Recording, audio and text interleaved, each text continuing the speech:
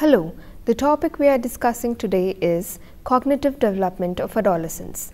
The objectives of this module are: after reading this chapter, you will be able to answer the following questions. What are the cognitive developments that occur during adolescence? What are the different concepts of adolescents' cognitive development? And how adolescents' cognitive development is different from that of childhood cognitive development. With physical development, there is a remarkable change in adolescents' cognitive development. The changes of how adolescents think, reason, and understand can be more dramatic than their obvious physical changes. Adolescents are considered to be in the formal operational stage of Piaget, that is the highest level of cognitive development. Their thinking process is more realistic and is capable of abstract reasoning. Piaget suggested that people reach it at the start of adolescence around the age of 12. Let us look at Piaget's stage of formal operations. According to Piaget, the adolescent years are remarkable because youth move beyond the limitations of concrete mental operations and develop the ability to think in a more abstract manner. Piaget used the term formal operations to describe this new ability.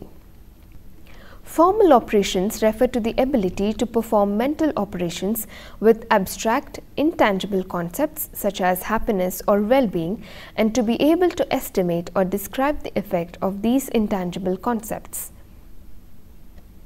Therefore, youth can now represent in their mind circumstances or events that they have never seen nor personally experienced. During adolescence, the developing teenager acquires the ability to think systematically about all logical relationships within a problem. The transition from concrete thinking to formal logical operations occurs over a period of time. Each adolescent progresses at varying rates in developing his or her ability to think in more complex ways. Each adolescent develops his or her own view of the world. Some adolescents may be able to apply logical operations to schoolwork long before they are able to apply them to personal dilemmas. When emotional issues arise, they often interfere with an adolescent's ability to think in more complex ways. The ability to consider possibilities or facts may influence decision-making in either positive or negative ways. Adolescent thought is more abstract, characterized by verbal problem-solving ability, increased tendency to think about thought itself. Thought is full of idealism and possibilities, and their thought is more logical. So the adolescent is able to think about fanciful problems which are not based in reality and realizes that logical rules can be applied to the ideas that violate reality. For example, take the problem of: if all green people live in red houses, are all people who live in red houses green? The concrete operational child would have difficulty getting beyond the fact that there is no such thing as green people. Whereas the adolescent who is in the formal operational stage would focus on applying logical solution to the problem regardless of the unrealistic content. During adolescence, their thought also becomes increasingly flexible and abstract. To solve problems, the adolescent uses logical processes in which all the possibilities in a situation are considered. In contrast to the concrete operational child, who under most circumstances can solve problems of classifications only in a real situation with the objects actually being present, the adolescent can consider a number of alternatives or hypotheses in a problem-solving situation and thinks of what could occur. In addition to this system of deducing consequences from a variety of alternate hypotheses, the adolescent can assimilate and combine information from a variety of sources. Rather than evaluating single factors in solving a problem as the concrete operational child would do, the adolescent at this stage is able to consider combinations of factors and simultaneous interactions of these factors which will affect the solution. Adolescents can deal with possibilities and predict future events. Their thinking is not confined to the concrete physical realities. Suppose children are asked a question of the form, cows are bigger than tigers and tigers are bigger than elephants. Which between the two, elephant or cow, are smaller? A formal operational adolescent will evaluate the logic of the statement to answer the question, which a concrete operational child cannot. This shows the abstract and hypothetical nature of adolescents' thought processes.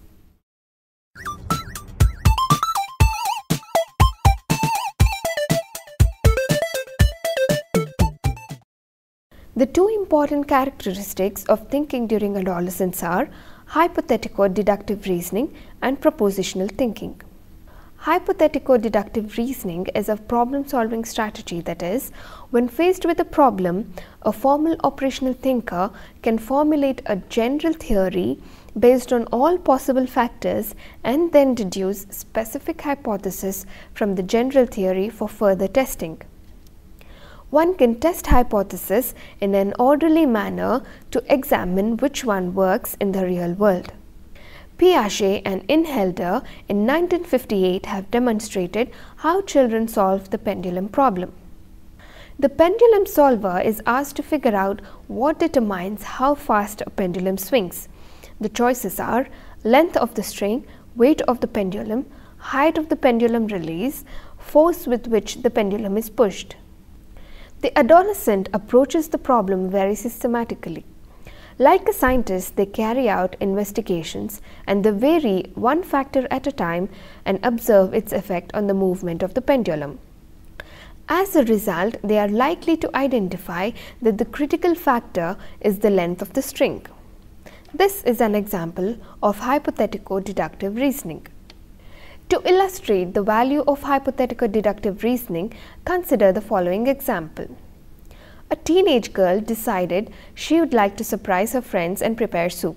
Unfortunately, the first batch didn't turn out so well. In order to solve this problem, she would mentally review the ingredients she used and then the steps she took to prepare the soup.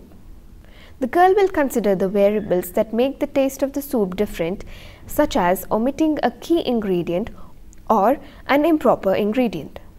Next, she will change each individual variable and she will subsequently decide what she needs to do differently.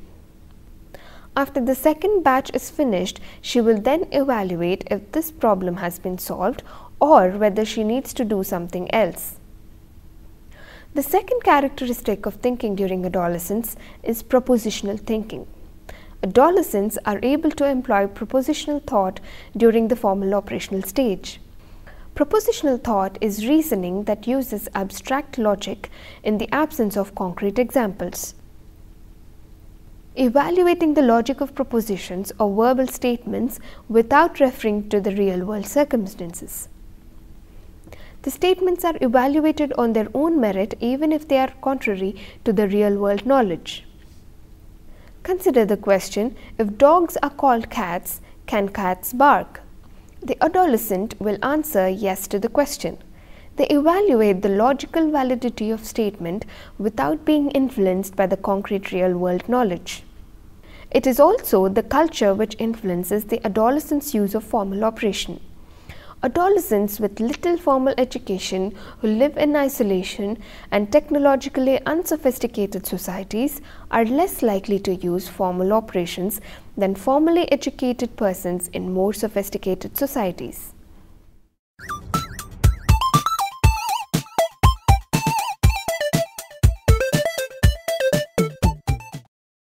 According to information processing perspective, adolescents' cognitive abilities grow gradually and continuously.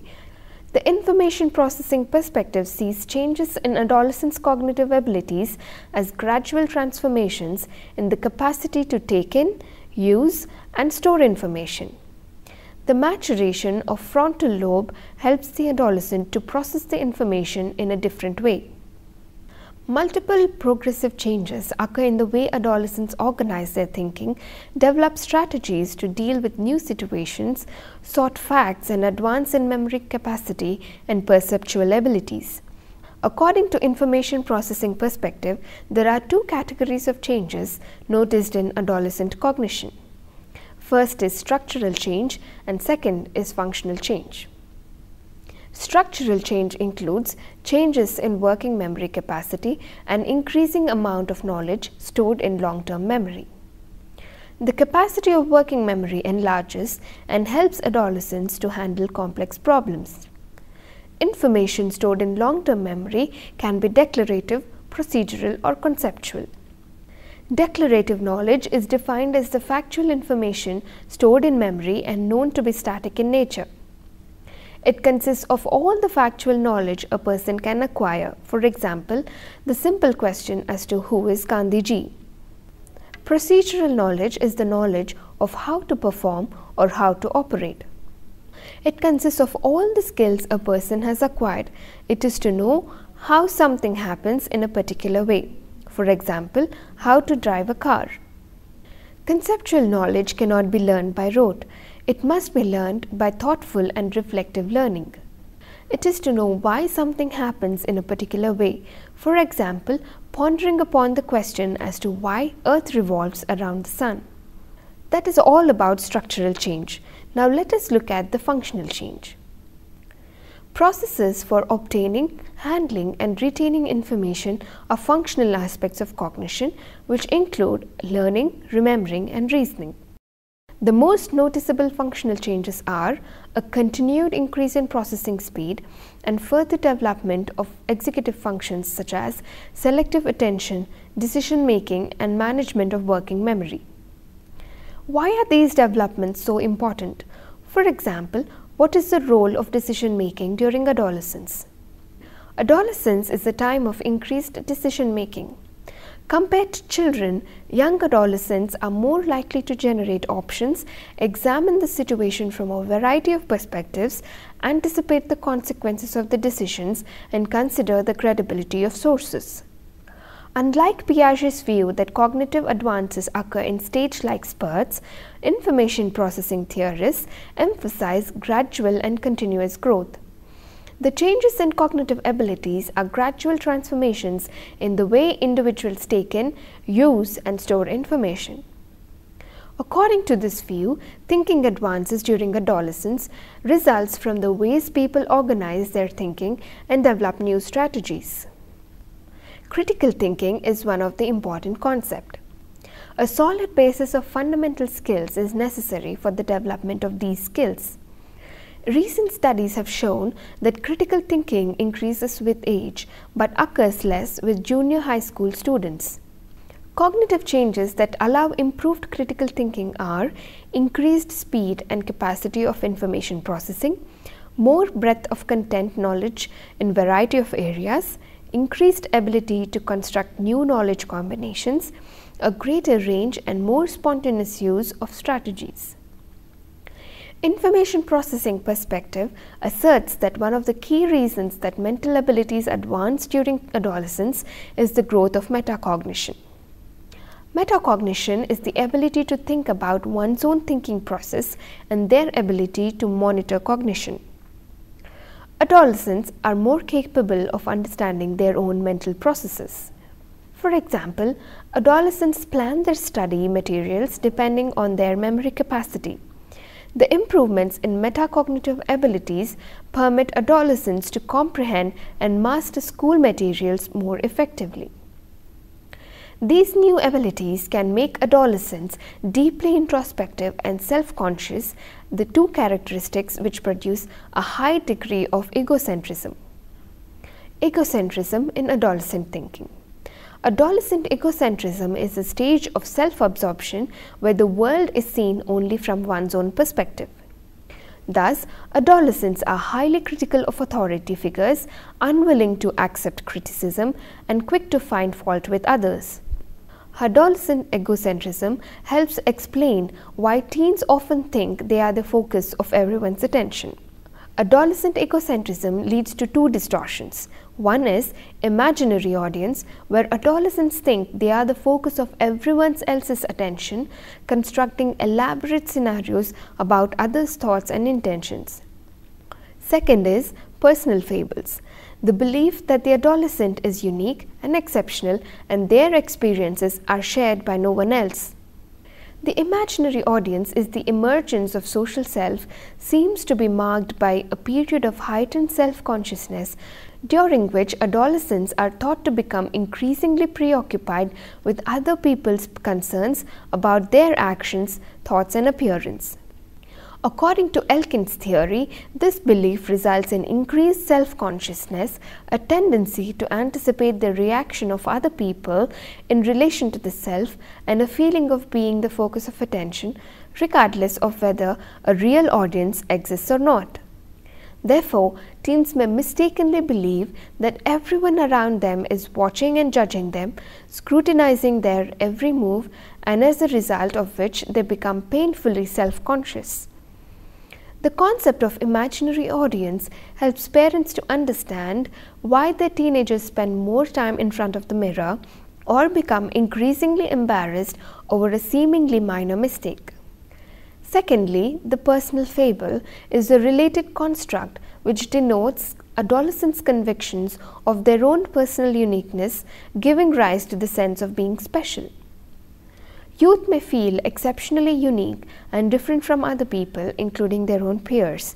Piaget also called this the personal fable. Many teens believe they have unique abilities or conversely unique problems, different from anyone else in the world.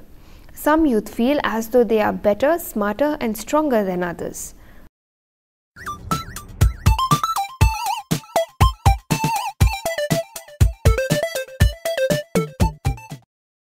Let us look at language and moral development during adolescence. By the ages of 16 to 18 years, the average young person knows about 80,000 words. Adolescents are driven by reflective and abstract thought. They can define and discuss abstract words such as love and happiness. They are increasingly complex grammatical constructions and more conjunctions in their sentences. They are more proficient in social perspective talking, the ability to understand other person's point of view and speak accordingly. And they show improved ability in varying language style according to the situation. They speak different language with peers and differently with adults.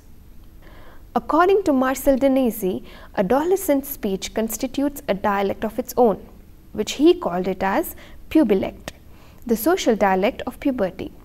Pubilect helps in strengthening group identity and shuts outsiders out. Now let us look at moral development. Morality refers to the way people choose to live their lives according to a set of guidelines and principles that govern their decisions about what is right and what is wrong and good versus evil. As youth's cognitive, emotional and social development continue to mature, their understanding of morality expands and their behavior becomes more closely aligned with their values and beliefs. Therefore, moral development contributes to the evolution of these guiding principles and is demonstrated by ability to apply these guidelines in daily life. As we have already studied, Kohlberg developed a 6-stage theory of moral development, which he grouped into 3 higher order levels of development.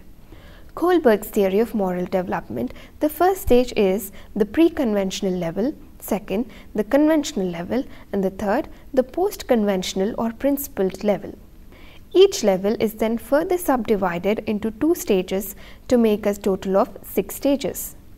Kohlberg believed that by early adolescence, most youth have reached the mid-level of moral reasoning called the conventional level. At this level, morality is determined by social norms, that is, morality is determined by the rules and social conventions that are explicitly or implicitly agreed upon by a group of people. These rules and customs function to serve the best interests of the group's majority, while simultaneously providing a structure that maintains social order and limits discord among group members. The conventional level is further subdivided into Stage 3 and Stage 4. Stage 3 is called the morality of interpersonal cooperation. At this stage, moral decisions are made by anticipating how this decision would be judged by other influential members of the group. Because youth at this stage wish to be considered as a good person and judged in a favorable light, their moral decisions will be based on whether or not their decisions would win the approval of significant people or those who matter to them. The next stage within the conventional level is called the social order maintaining orientation. At this stage, morality is determined by what is best for the majority of the people. Furthermore, moral decisions reflect an understanding that majority of people benefit from a social order that fosters harmonious relationships among group members. At this stage, youth understand that the laws are intended to serve everyone's best interest and believe that societies function best when everyone strictly adheres to the law. These youth will begin to compare their daily decisions and the consequences of those decisions to the larger society's moral code. Although few significant differences have been identified in the cognitive development of adolescent boys and girls, it appears that adolescent boys and girls do differ in their confidence in certain cognitive abilities and skills. Adolescent girls tend to feel more confident about their reading skills and social skills than boys, and adolescent boys tend to feel more confident about their athletic and math skills. In summary, from the concrete thinkers, adolescents are able to think in abstract manner. They are able to analyze situations logically in terms of cause and effect and to entertain hypothetical situations and use symbols such as metaphors imaginatively. This higher level of thinking allows them to think about the future, evaluate alternatives, and set personal goals for themselves. The new capacities helps adolescents to engage in the kind of introspection and mature decision making that was previously absent and beyond their cognitive abilities. To encourage positive and healthy cognitive development in the adolescent, discuss with adolescents about a variety of topics, issues, and current events. Encourage them to share different ideas and thoughts with others, and encourage them to think independently and develop their own ideas. Also, assist adolescents in setting their own goals and in re-evaluating poorly made decisions for themselves. Reinforce adolescents to think about possibilities for the future. Provide positive rewards to adolescents for making well thought out decisions.